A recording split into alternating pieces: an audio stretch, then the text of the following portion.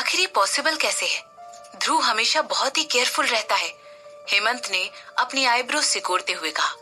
सिंघानिया परिवार का अंश होने के नाते वो नेचुरली अपनी फैमिली की तरह सारी इलीगल हरकतें करने में इन्वॉल्व रहता था और इसमें ड्रग्स भी इंक्लूडेड थे।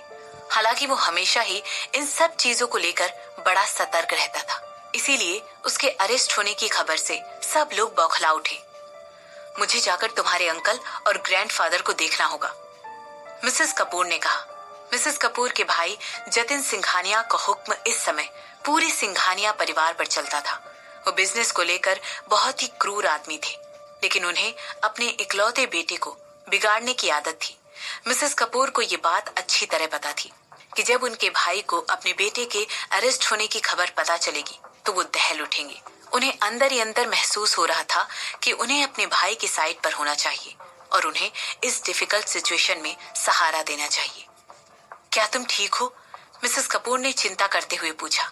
उन्हें अपनी बेटी को इस तरह छोड़कर जाने की इच्छा तो नहीं थी, और वो भी तब जब वो इतना ज्यादा लो फील कर रही थी। लेकिन उन्हें लगा कि वहां पर हेमंत उसका ध्यान रखने के लिए मौजूद है। डॉक्टर ने कहा है कि तुम्हें कोई चोट नहीं लगी है और बेबी भी बिल्कुल ठीक है। तुम्हें अब हेमंत के साथ घर जाना चाहिए। इसीलिए वो वहां से ये कहने के बाद वहां से जाने के लिए आगे बढ़ने लगी। नहीं, रिद्धिमा ने जोर से बोलते हुए अपने दोनों हाथ अपने चेस्ट के ऊपर क्रॉस करके रख लिए और इसके बाद कहने लगी, मैं तब तक ये हॉस्पिटल छोड़कर नहीं जाने वाली हूँ जब तक सिमरन इस एक्सीडेंट के लिए एक माफी का स्टेटमेंट इश्यू नहीं कर देती है। रिद्धिमा! मिसेस कपूर और हेमंत दोनों एक साथ चिल्लाए। वो दोनों ही इस समय वहां खड़े होकर सोच रहे थे, आखिर रिद्धिमा इतनी बचकानी बातें कैसे कर सकती है। रिद्धि, मेरी बात सुनो। उस समय वहां पर पार्टी में जो भी लोग मौजूद थे उन्हें अच्छी तरह पता है कि सिमरन ने तुम्हें पूल में धक्का नहीं दिया था। हेमंत बिल्कुल सही कह रहा है। अगर तुमने इस समय कोई ऐसी बात कही तो इससे तुम्हें ही नुकसान होगा और ज्यादा लोग इस बारे में बात करने लगेंगे और देखते ही देखते ये सारा मामला बिल्कुल हाथ से निकल जाएगा। मिसेस कपूर ने अपनी बेटी को समझाते हुए कहा। मन ही मन वो सोच रही थी कि आखिर मेरी बेटी इतनी बेवकूफ कैसे हो सकती है, तो आखिर फिर मैं उस औरत को उसके किए की सजा कैसे दूं? रिद्धिमा ने जिद करते हुए कहा। हमें इसका इंतजार करना चाहिए।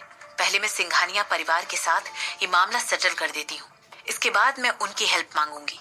मुझे यकीन है तुम्हारे नाना जी उस औरत को यूं ही नहीं जाने देंगे। पर अभी के लिए तुम घर जाओ और अच्छी तरह आराम करो। जिन भी लोगों ने आज रात ये आचरण देखा है उन्हें पता चल जाएगा कि ये वाकई में किसी ने जानबूझकर नहीं किया है और वो इसके लिए तुम्हें भी जिम्मेदार नहीं ठहराएंगे।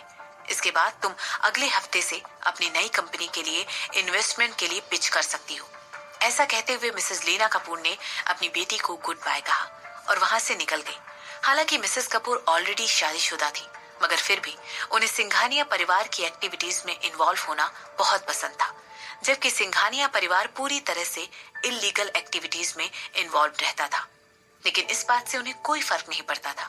आखिरकार वही लोग तो उन सब के सबसे बड़े सपोर्टर थे। यहाँ तक कि उन्हें ये भी पता था कि उनके भांजे ने कई अनगिनत औरतों के रेप और मर्डर किए हैं। हालांकि फिर भी उनके भाई हमेशा अपने बेटे की करतूत छिपाने में सफल हो जाते थे।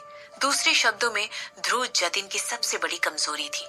शायद यही वजह थी कि वो हमेशा पहले जाकर किसी भी मामले में ध्रुव का सपोर्ट लेती थी और इसके बाद किसी भी तरह की मदद के लिए अपने भाई के पास जाती थी। ध्रुव और सिमरन दोनों के बारे में सोचते हुए मिसेस कपूर को वो टाइम याद आ गया जब वो उन दोनों को साथ में लाने की कोशिश कर रही थी। हालांकि सिमरन की दादी माँ इस आइडिया के बिल्कुल खिलाफ थी और उन्होंने साफ कह दिया था कि अगर ऐसा कुछ हुआ तो वो इसके लिए ना तो अपनी मंजूरी देंगी और ना ही ब्लेसिंग। इसके अलावा हेमंत और सिमरन की सगाई तोड़ने के अलावा उनके पास उसे सिमरन से जोड़ने की एक और वजह थी। वो अच्छी तरह जानती थी कि उनका भतीजा किस तरह का इंसान है। ध्रुव एक सैडिस्ट था, उसे खून देखना बेहद पसंद था। वो आदमी एक सोशियोपैथ था और मिसेस कपूर चाहती थी कि सिमरन उसके थ्रू सताई गई एक पीड़ित बने और जिंदगी भर उसके हाथों सफर करती रहे।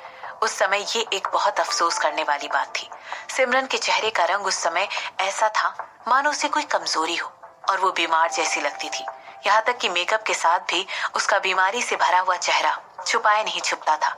इसके अलावा सिमरन का हाथ मेकअप में इतना अच्छा नहीं था और जब भी वो मेकअप करती थी वो पहले से भी ज्यादा बेकार दिखाई देती थी। सिमरन की खराब फिजिकल अपीयरेंस और उसके छोटे स्टेटस की वजह से ध्रुव और उसके फादर दोनों ही मिसेस कपूर के सजेशन को स्ट्रांगली अपोज करते थे। अनफॉर्चुनेटली इस बात की वजह से मिसेस कपूर और उनके भाई के बीच में थोड़ी सी दूरी आ गई थी। जैसे ही मिसेस कपूर हॉस्पिटल छोड़कर बाहर निकली, रिद्धिमा को घर जाने के लिए कन्विंस कर लिया गया और उसे इस बात का रियलाइजेशन भी हो गया कि उसकी माँ की बातों में पॉइंट था। सैडली इस समय वो सिंघानिया फैमिली की सिचुएशन के बदलने का इंतजार करने के अलावा और कुछ नहीं कर सकती थी। सिंघानिया परिवार के गुंडों के बिना और उनके कनेक्शंस के बिना मिसेस कपूर पूरी तरह हेल्पलेस थी और इसी वजह से रिद्धिमा भी हेल्पलेस फील कर रही थी।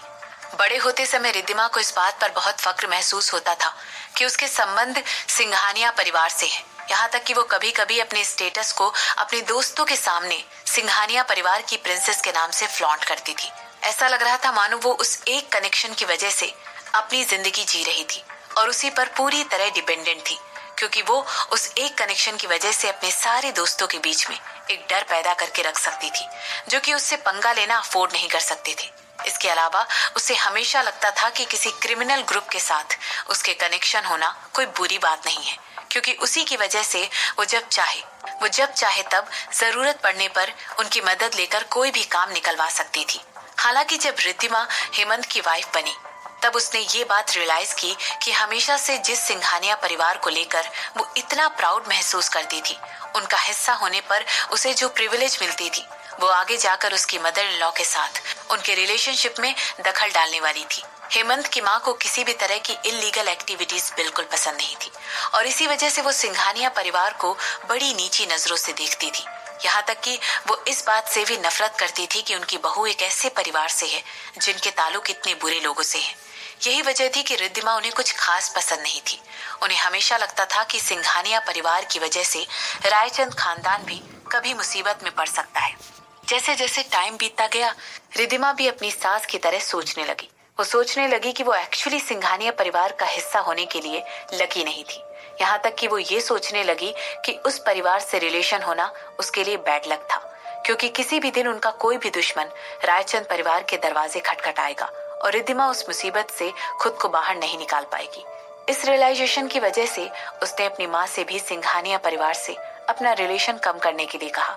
एक तरफ वो अपनी सेफ्टी के बारे में सोच रही थी और दूसरी तरफ उसे ऐसा लग रहा था कि सिंघानिया परिवार से दूरी मेंटेन करके वो अपनी सास को खुश करने में सफल हो जाएगी।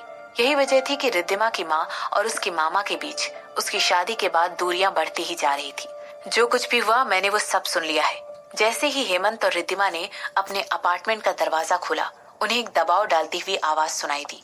उस आवाज को सुनकर दोनों चौकन्ने हो गए। माँ ऑलरेडी बहुत देर हो चुकी है, आप यहाँ पर अभी तक क्यों बैठी हुई हैं? हेमंत ने तुरंत अपनी माँ से पूछा। इस समय उसके हाथ रिद्धिमा की कमर पर थे और अपनी माँ को देखने के बाद भी उसने अपने हाथ वहां से नहीं हटाए। और तुम्हारी हिम्मत कैसी हुई मुझसे ये पूछने की कि मैं यहाँ पर अभी तक क्यों बैठी हूँ? लोग बातें करते हैं हेमंत, क्या तुम मुझे बताना चाहोगे कि वो लोग आज रात क्या बात कर रहे थे? हेमंत की माँ ने ऊंची आवाज में उससे कहा। वो एक कमजोर औरत नहीं थी, वो एक ऐसे परिवार से थी जिसका समाज में बहुत नाम था और इसी वजह से वो बहुत ही स्ट्रिक्ट और ट्रेडिशनल थी। वो इस बात में भी विश्वास रखती थी कि उनके बेटे को दुनिया की बेस्ट औरत मिलनी चाहिए। मगर दुख की बात तो ये थी कि रिद्धिमा उनकी सोच के आसपास भी नहीं थी। इसके बाद वो कहने लगी, मैं तुम्हें पहले ही बता चुकी हूँ कि तुम्हारी बीवी हमारी फैमिली के लिए मुसीबत के अलावा और कुछ नहीं ला सकती है, और फिर भी तुम मेरी बात ना मानकर अपनी जिद पर अड़े रहे। माँ आप रिद्धिमा के सामने इस तरह की बातें कैसे कर सकती है? हेमंत ने तुरंत जवाब देते हुए कहा।